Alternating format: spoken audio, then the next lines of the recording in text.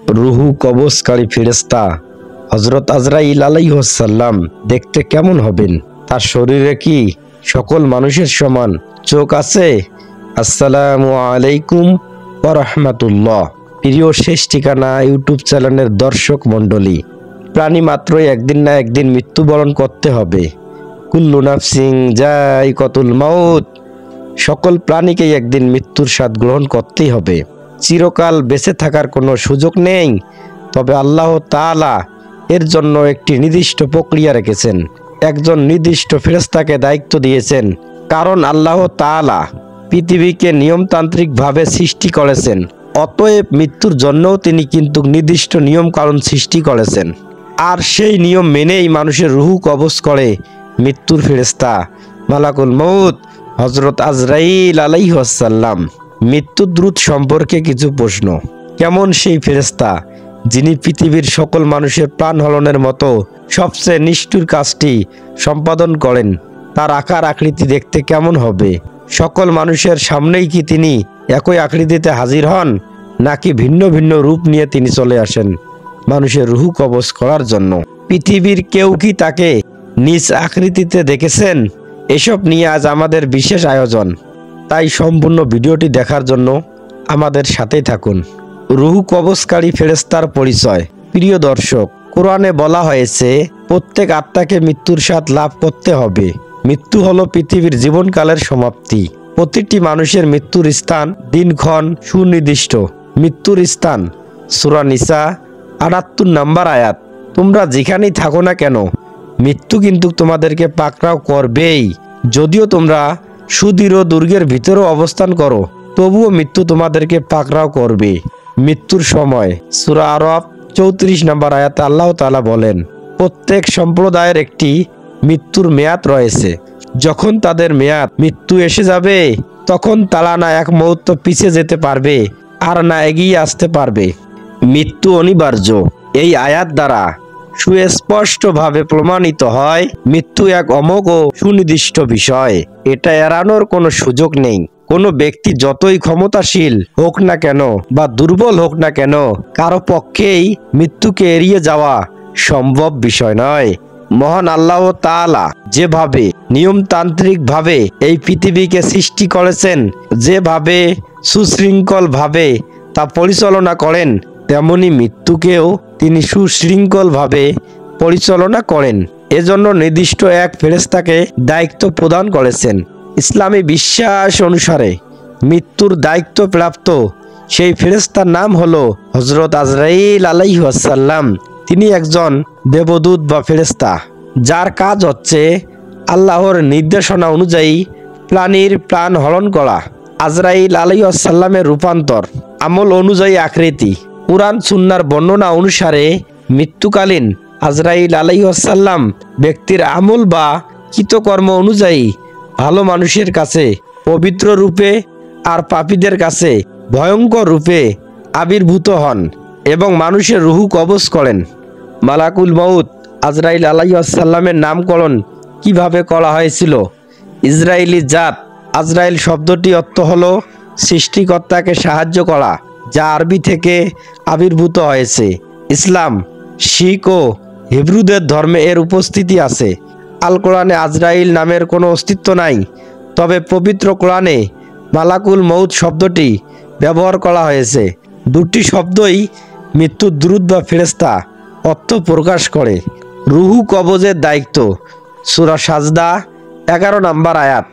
বলে দিন, তোমাদের রুহু কবজের দায়িত্বে নিয়োজিত ফেরেশতা তোমাদের প্রাণ হরণ করবে, অতঃপর তোমরা তোমাদের রবের কাছে ফিরে যাবে। রক্ষণাবেক্ষণকারী ও ত্রুটিহীন কাজ। সূরা আনাম 61 নম্বর আয়াত। আল্লাহ তার বান্দাদের উপর প্রবল। তিনি তোমাদের জন্য রক্ষণাবেক্ষণকারী প্রেরণ করেন। অবশেষে যখন তোমাদের কারো মৃত্যু উপস্থিত হয়, তখন আমার প্রেরিত দূতরা তার মৃত্যু ঘটায় এবং তারা এতে কোনো ত্রুটি করে না। সহকারী ফেরেশতা। এই আয়াতের ব্যাখ্যায় বলা হয়েছে রসুল। রসুল শব্দ দ্বারা রুহু কবজ করার সময় আজরাইল আলাইহিস সালামের সঙ্গে উপস্থিত সহকারী ফেরেশতাগণকে বোঝানো হয়েছে। তার মানে রুহু কবজ করার সময় মালাকুল মউত মূল দায়িত্ব পালন করলেও সঙ্গে একদল ফেরেশতা উপস্থিত থাকেন। রুহু কবজ করার পর রুহুকে রহমতের ফেরেশতা অথবা আযাবের ফেরেশতার নিকট হস্তান্তর করা হয়। মৃত্যুর তালিকা। রুহু কবজের প্রক্রিয়া সম্পর্কে বলা হয়েছে, আজরাইল আলাইহিস সালামের সামনে একটি তালিকা রয়েছে যাতে সকল মানুষের নাম লেখা। যার মৃত্যু ঘনিয়ে আসে তার নাম ওই তালিকা থেকে মুছে ফেলা হয় এবং আজরাইল আলাইহিস সালাম সাথে সাথে তার রুহু কবজ করে নেন। হতে পারে এক্ষেত্রে সহস্রাধিক মানুষের নাম মুছে যেতে পারে এবং আজরাইল আলাইহিস সালাম তাদের সকলের রুহু কবজ করে নিতে পারবেন। ক্ষমতার দৃষ্টান্ত। এতে আশ্চর্য হওয়ার কোনো কারণ নেই। প্রলয়ঙ্কারী ঝড় যেমন এক মুহূর্তে সহস্র প্রদীপ নিভিয়ে দিতে পারে, তেমনি আজরাইল আলাইহিস সালামও এক মুহূর্তে সহস্র মানুষের রুহু কবজ করতে পারেন। এ সবই আল্লাহর ইচ্ছা। মৃত্যুর কারণ। মোট কথা, আল্লাহই মানুষের মৃত্যু দিয়ে থাকেন। তবে মনে রাখতে হবে, আল্লাহ তাআলা পৃথিবীকে নিয়মতান্ত্রিকভাবে সৃষ্টি করেছেন। অতএব মানুষের জন্য কিছু কারণ তিনি নির্দিষ্ট করেছেন, যেমন কোনো উঁচু স্থান থেকে পড়ে যাওয়া, অসুস্থ হওয়া, নিহত হওয়া ইত্যাদি। তবে এসব হচ্ছে ওসিলা বা কারণ মাত্র।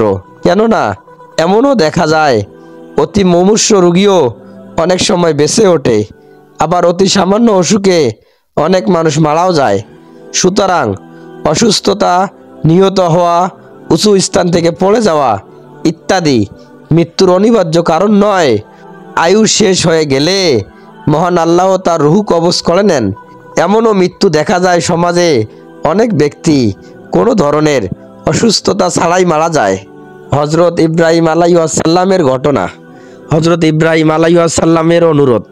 একটি বর্ণনায় রয়েছে, আল্লাহ তাআলা যখন হজরত ইব্রাহিম আলাইহিস সালামকে খলিলুল্লাহ বা নিজের অন্তরঙ্গ বন্ধু বলে ঘোষণা করেন, তখন আজরাইল ফেরেশতা আল্লাহর কাছে আবেদন জানান সুসংবাদটি তিনি নিজে ইব্রাহিম আলাইহিস সালামের কাছে পৌঁছাবেন। আল্লাহ তাআলা অনুমতি দিলেন। তখন আজরাইল ফেরেশতা হজরত ইব্রাহিম আলাইহিস সালামের কাছে উপস্থিত হয়ে এবং এই সুসংবাদ প্রদান করেন। সুসংবাদ শুনে ইব্রাহিম আলাইহিস সালাম শুকরিয়া আদায় করে বলেন, আলহামদুলিল্লাহ।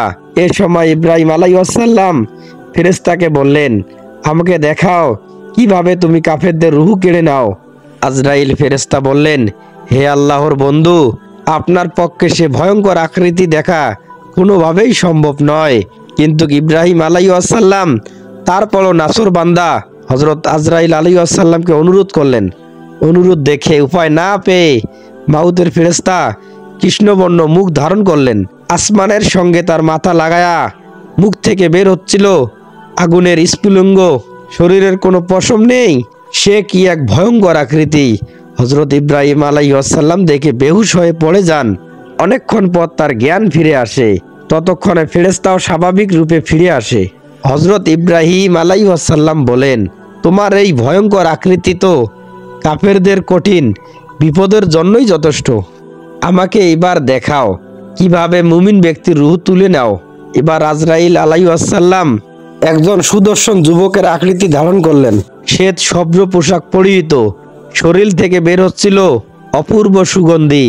এই অবস্থা দেখে ইব্রাহিম আলাইহিস সালাম বলেন, কোনো মুমিন যদি মৃত্যুর সময় শুধু তোমার আকৃতি দেখে, এটাই তার জন্য যথেষ্ট।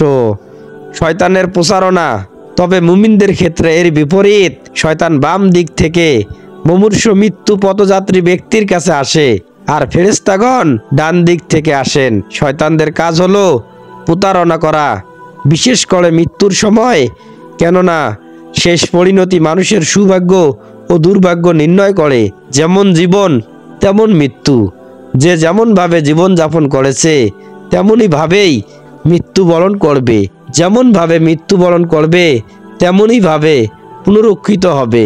মূলত যিনি সারা জীবন সঠিকভাবে তাওহীদের উপর প্রতিষ্ঠিত থেকেছে, শয়তান কখনোই তার উপর কর্তৃত্ব করতে পারবে না। আল্লাহ রব্বুল আলামিন আমাদের সকলকে তাওহীদের উপর প্রতিষ্ঠিত থেকে মৃত্যুবরণ করার তৌফিক দান করুন। আমিন। প্রিয় বন্ধুগণ, ভিডিওটি যদি ভালো লাগে আমার এই ছোট্ট চ্যানেলটি সাবস্ক্রাইব করে পাশে থাকুন। আসসালামু আলাইকুম ওয়া রাহমাতুল্লাহ।